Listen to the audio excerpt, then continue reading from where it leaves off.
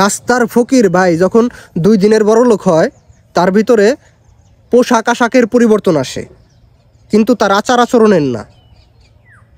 দেখবেন যে হুট করেই কোনো একভাবে অর্থ সম্পদ, জায়গা সম্পত্তির মালিক হয়ে গেছে, অনেক টাকা পয়সার মালিক হয়ে গেছে। এখন সে একটু দামি পোশাক পরে, আগে হয়তো একটু কম দামি পরতো, এখন একটু দামি পোশাক পরে। কিন্তু সে যদি প্রকৃতপক্ষে কোনো ভালো মানুষ না হয়, তার ভিতরে বিন্দু পরিমাণ পরিবর্তন আসবো না, সে আরও খারাপ হইতে পারে এই টাকা পয়সা অর্থ সম্পদ পাওয়ার কারণে। তাই আমি বললাম যে রাস্তার ফকির যখন 2 দিনের বড়লোক হয়, তার ভিতরে পোশাক আশাকের পরিবর্তন আসে, আচার আচরণের না।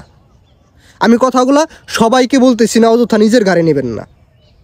এমনও আছে অনেক পৈতৃকভাবে বড়লোক, কিন্তু সে পৈতৃকভাবেই খারাপ। আবার এমনও আছে যে অনেক পৈতৃকভাবে বড়লোক, কিন্তু তাকে আপনি দেখলে বুঝতেই পারবেন না যে সে এত টাকার মালিক, এত জায়গা সম্পত্তির মালিক। নিজেকে এত প্রচার করে বেড়ায় না মানুষের সামনে। কিন্তু এখন আমাদের সমাজে এমন অনেক 2 দিনের বড়লোক আছে যারা নিজেকে অনেক বড় কিছু মনে করে, ভাবে যে আমি অনেক কিছু হয়ে গেছি।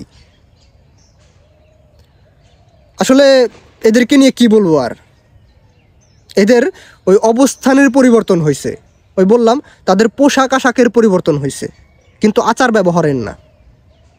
কথাগুলা আবারও বলি, অযথা নিজের ঘাড়ে নিয়ে আমাকে ভুল বুঝবেন না, সবাই এমন না, কিন্তু এরকম মানুষ আছে, আমি তাদেরকে বলতেছি কথাগুলা। ভাই আপনার জন্য যদি অনেক জায়গা সম্পত্তি, অনেক অর্থ সম্পদ না থাকে, তাহলে আপনি কি বলে যে দুনিয়াতে চলতে পারবেন না এমনটা না। কিন্তু আপনার দেখার বিষয় হলো আপনার আচার ব্যবহার। আপনি হন গরিব মানুষ, কিন্তু আপনার ব্যবহার যদি সুন্দর হয়, তাহলে আপনি একজন, আমি মনে করি একজন বড়লোকের থেকেও আপনি বেশি। প্রিয় ভাই, টাকা পয়সায় সব কিছু না, অর্থ সম্পদই সব কিছু না। মানুষের আচার ব্যবহারই আসল। মানুষের কথাবার্তা, মানুষের চলাফেরা, মানুষের ব্যবহার, এইটাই মেন জিনিস। টাকা পয়সায় সব কিছু না।